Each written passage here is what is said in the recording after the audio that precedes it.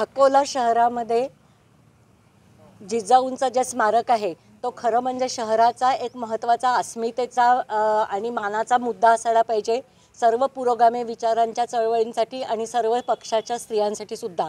पण गेली 20 वर्ष जिजाऊ स्मारकाची अत्यंत वाईट अवस्था आहे। जी किती वाईट अवस्था आहे हे आपण आत्ता पाहिलेलं आहे। आतल्या सगळ्या फरशा उखडलेल्या आहेत, आतमध्ये घाण केलेली आहे, त्याचे दरवाजे तुटलेले आहेत आणि बाहेरची ही अवस्था आपण सगळ्यांनी पाहिली आहे। गेले 20 वर्ष सत्तेत असलेल्या लोकांना विशेषतः जे निवडणुका आल्यावरती फक्त जिजाऊंचा उल्लेख करतात अशी लोक सत्तेत असताना सुद्धा त्यांना या स्मारकाकडे लक्ष देणं जमलेलं नाही आहे। त्यामुळे आज आम्ही वंचित बहुजन आघाडीच्या वतीने जिजाऊंना आदरांजली म्हणून आणि त्यांच्या सन्मानासाठी म्हणून जिजाऊ स्मारकाच्या स्वच्छतेची मोहीम हाती घेतली होती।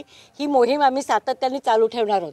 आज आम्ही बांधकाम खात्याला आणि शासनाला इशारा देतोय की 19 फेब्रुवारीपर्यंत त्यांनी जर स्मारकाची डागडुजी केली नाही, नूतनीकरण केलं नाही तर वंचित बहुजन आघाडीतर्फे रथयात्रा काढली जाईल आणि अकोल्याच्या सगळ्या वेगवेगळ्या भागांमध्ये जाऊन आम्ही प्रत्येक नागरिकाकडनं फक्त 5 रुपये मागणार आहोत, ज्याच्यातनं ह्याचं नूतनीकरण शक्य होईल। ह्याचा पुढचा निर्णय हा शासनाने घ्यायचा आहे। मला वंचित बहुजन आघाडीच्या सर्व कार्यकर्त्यांचे आभार मानायचे आहेत की त्यांना जिजाऊ स्मारकाचं खूप महत्त्व वाटलं, जो आमचा सन्मानाचा मुद्दा आहे असं आम्ही मानतो आणि त्याच्यासाठी आज सर्वजण सफाईच्या मोहिमेमध्ये उतरले आहेत। एबीपी माझा, उघडा डोळे बघा नीट।